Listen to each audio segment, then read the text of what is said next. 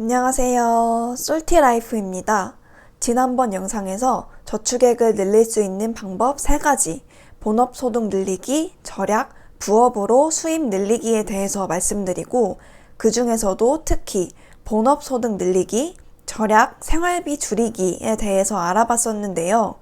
오늘은 나머지 중 절약, 고정비 줄이기에 대해 이어서 자세히 말씀드려 보겠습니다.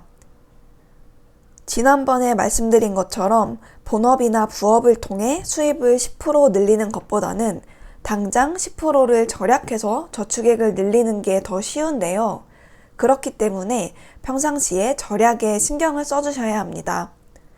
고정비는 거의 매달 동일하게 고정적으로 나가는 비용이다 보니 세팅된 비용 자체를 점검해 줄일 수 있는 부분을 실천하면 가시적으로 바로 저축액이 늘어나게 되겠죠.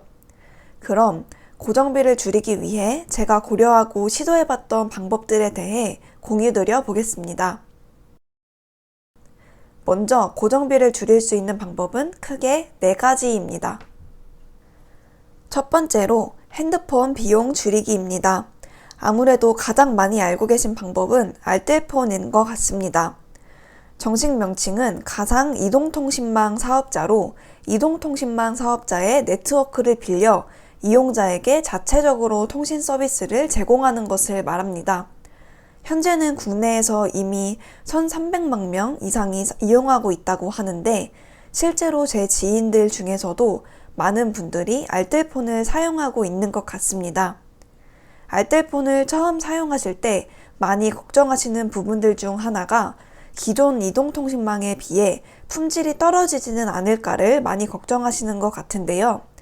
알뜰폰은 기존 이동통신망을 그대로 빌려 사용해서 같은 망을 사용하기 때문에 사실상 품질이 떨어지지 않고 어디서든 잘 터지고 편리하게 사용이 가능합니다. 현재 알뜰폰 종류는 70여 개로 매우 다양한 사업자들이 있는데요.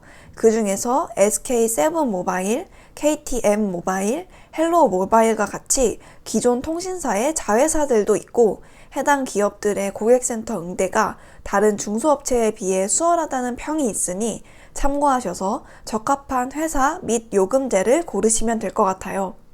비록 무제한 요금제는 따로 없지만 기본으로 제공하는 데이터를 모두 사용하고 나면 저속으로 데이터를 무제한으로 사용하실 수 있는 요금제들도 많이 있으니 다양한 요금제를 찾아보시고 본인에게 가장 적합한 요금제로 진행하시면 될 것 같습니다. 요새는 보통 전화, 문자를 많이들 무제한으로 하시기 때문에 데이터량에 따라 선택하시면 좋을 것 같은데요. 현재 24년 8월 기준으로 1만원 이하의 요금제도 많고 10기가 이상의 기본 데이터를 주는 요금제더라도 3만원대 이하로 이용 가능합니다. 특히 모요, 아요, 알뜰폰 허브와 같은 요금제 비교 사이트도 있으니 참고해 보시면 좋을 것 같습니다. 이어서 알뜰폰 외에도 핸드폰 구매 시 본인 상황에 맞는 다른 방법을 사용할 수도 있는데요. 알뜰폰 요금제의 경우 기존에 사용하고 계시던 폰을 이용하실 수도 있고 새로 공기계를 구입하셔서 사용하실 수도 있다는 장점이 있습니다. 그치만 저 같은 경우에는 현재 사용하고 있는 핸드폰으로 바꿀 때 이전 핸드폰을 거의 만 4년 가까이 쓰다 보니 터치 후 반응이 느려지고 앱을 사용하는 도중에 앱이 꺼져버리는 현상이 발생해 핸드폰 자체를 바꿔야 하는 상황이었습니다. 당시 저도 당연히 공기계를 구입해서 알뜰폰으로 개통할 생각을 하고 있었는데 여러모로 검색해보다가 저의 상황에 딱 맞는 핸드폰을 발견했습니다. 저는 오래전부터 아이폰, 아이패드, 에어팟 등 애플 제품을 사용해온 터라 새로운 핸드폰도 아이폰으로 구매할 생각이었고 평소 프로 라인들이 저에게는 비싸고 기능도 많고 무겁다고 생각하고 있었는데요. 이미 아이폰 15가 출시된 상황에서 아이폰 13 미니의 판매가 예상보다 부진했어서 그런지 통신사에서 구매 시 40만원 정도의 가격에 구매해서 5만원 이하의 요금제로 사용이 가능하더라고요. 그래서 여러모로 저의 상황과 가격을 고려해 봤을 때 아이폰 13 미니를 통신사에서 구매하는 방법을 택했습니다. 물론 이것은 굉장히 예외적인 상황이라 저도 다음 폰을 구매할 때는 아마 공기계를 사서 알뜰폰 요금제를 이용할 것 같은데요. 이런 경우도 있다는 걸 참고만 해주시면 좋을 것 같고, 혹시라도 이런 정보를 또 알게 된다면 바로 공유해드리겠습니다. 두 번째로 교통비 줄이기입니다. 우선은 저는 자차가 꼭 필요한 상황이 아니라면, 특히 사회초년생의 경우에는 웬만하면 대중교통을 이용하시라고 말씀드리고 싶습니다. 저도 주변에 직무상 꼭 차가 필요한 친구, 집 주변 환경상 대중교통이 불편해 차가 필요한 친구 등 특정 이유로 차를 구매한 지인들이 있는데요.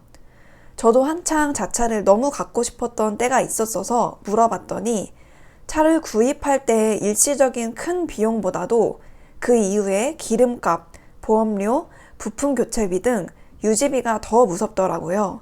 말 그대로 매달 그만큼 저축을 못하는 거니까요. 그래서 여러분들도 필요한 경우가 아니시라면 웬만하면 자차 구입은 최대한 미루셨으면 좋겠습니다. 그래서 대중교통을 주로 이용하신다는 가정하에 4가지의 대중교통 할인 방법에 대해 말씀드려 보겠습니다. 먼저 기후동행카드입니다. 서울시에서 운영하고 있으며 지하철, 버스 등 대중교통과 따릉이를 무제한으로 이용할 수 있는 대중교통 통합 정기권입니다. 30일권 기준으로 따릉이 미포함 시 일반 62,000원, 만 19세에서 39세 청년 55,000원, 따릉이 포함 시 일반 65,000원, 만 19세에서 39세 청년 58,000원입니다. 다만 서울 지역 지하철과 김포 골드라인, 서울시 면허버스에만 사용을 할 수가 있습니다. 다음으로 K패스입니다. 전국 모든 대중교통에 적용이 되고요. 월 15회 이상 대중교통 이용 시 최대 60회까지 지급이 되는데 일반 20%, 만 19세에서 34세 청년 30%, 저소득 53% 적립됩니다. 기존 알뜰교통카드 사용자 분들께서는 K패스로 전환이 가능하니 전환하셔서 기존 카드를 그대로 사용하시면 됩니다. 추가로 경기도의 더 경기패스와 인천시의 인천 아이패스는 K패스에 혜택을 더한 것인데요. 최대 60회까지의 이용 횟수 제한을 삭제하고 청년의 범위를 만 19세에서 39세로 늘린 것입니다. 주민등록상 거주지가 경기도 또는 인천광역시이면 자동으로 적용되니 참고해주세요. 각자 상황에 맞춰서 적합한 방법을 이용하시는 게 좋을 것 같은데요. 주 5일 지하철로 출퇴근하는 직장인 기준으로 서울과 경기도, 인천을 오가는 분들은 K패스를, 서울시 내에서만 오가시는 분은 기후동행카드를 사용하시면 될 것 같습니다. 세 번째로 보험료 줄이기입니다. 사실 이 부분은 개인의 질환이나 상황에 맞춰서 보험 전문가분들과 이야기를 나눠보시는 게 좋긴 한데요. 대부분의 젊은 분들은 보험료를 많이 낼 필요가 없는데 많이 내고 계신 경우들이 있습니다. 저 같은 경우에는 20대 후반이고 총 보험료를 4만원 이하로 내고 있습니다. 혹시라도 특별한 질환이 없는 20, 30대 분들이신데 몇십만 원의 보험료를 내고 계신 분들이 있으시다면 잘 검토해 보시고 과감하게 끊는 것을 고려해 보시면 좋겠습니다. 이렇게 보험료를 줄이기 위해 검토하실 때 사용하실 수 있는 어플을 하나 추천드려 보려고 하는데요. 바로 시그널 플래너라는 어플입니다. 보험 조회도 할 수 있고 무료로 카톡 상담도 받아볼 수 있으니 한번 이용해 보시는 걸 추천드려요. 마지막으로 거주비 줄이기입니다. 저는 제가 3년 만에 1억이 넘는 돈을 모을 수 있었던 가장 큰 이유 중 하나가 바로 자취를 하지 않은 덕이라고 생각합니다. 사실 저도 출퇴근하는 데에 편도 1시간 30분이 걸리기 때문에 결코 가까운 거리는 아니고 지하철에서 내내 서 있으면서 힘들었던 경우도 참 많은데요. 그럼에도 제 생각에는 자취를 하면 제 계획보다 돈이 너무 많이 나갈 것이 뻔했고 당장 몸이 좀 더 힘든 것보다 통장에 돈이 쌓여 목표를 달성할 수 있다는 게 더 중요했기 때문에 참고 견뎠던 것 같아요. 덕분에 목표했던 금액을 모은 이후인 지금도 자취를 잠깐 고려하긴 했지만 다음 투자를 위해 종잣돈을 모으기 위해서는 운동으로 체력을 기르면서 조금 더 버텨보려고 합니다. 그런데 물론 저의 경우 운이 좋게 자취를 하지 않고도 어떻게든 1시간 반 걸려서 직장에 다닐 수 있었지만 상황에 따라서 본가가 지방인데 서울에서 일자리를 구하셨다던가 하셔서 여건상 아예 자취 말고는 방법이 없는 경우도 많으실 것 같습니다. 이런 경우에는 목표하신 종잣돈을 모을 때까지 룸메랑 같이 거주를 한다든지 하는 방법으로 꾸준히 거주비를 최소화하시는 방법을 실천해 보시는 게 좋을 것 같습니다. 또한 제 친구들 중에는 청년주택을 꾸준히 신청하다가 당첨된 경우도 종종 있는데요. 이런 경우에는 기존의 오피스텔 월세 등의 거주 방법에 비해 거주비가 매우 저렴하니 꾸준히 시도해 보시면 좋을 것 같습니다. 이 외에도 OTT 등 구독료를 줄이는 것, 더 낮은 금리의 대출로 갈아타는 것 등 여러 가지 방법이 있는데요.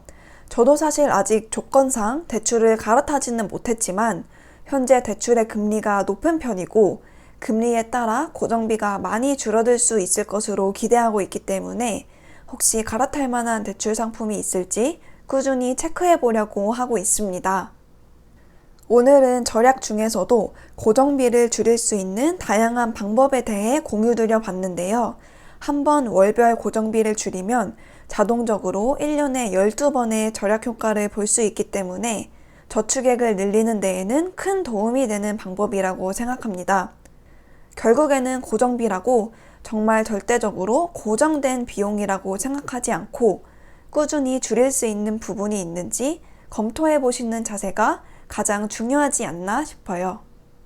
마지막으로 저축액을 늘리기 위해 본업소득 늘리기, 절약 외에 부업으로 수입 늘리기가 있는데요. 다음 영상에서는 부업에 대한 제 경험과 생각들을 말씀드려 보려고 합니다. 그럼 구독과 좋아요 부탁드려요. 안녕.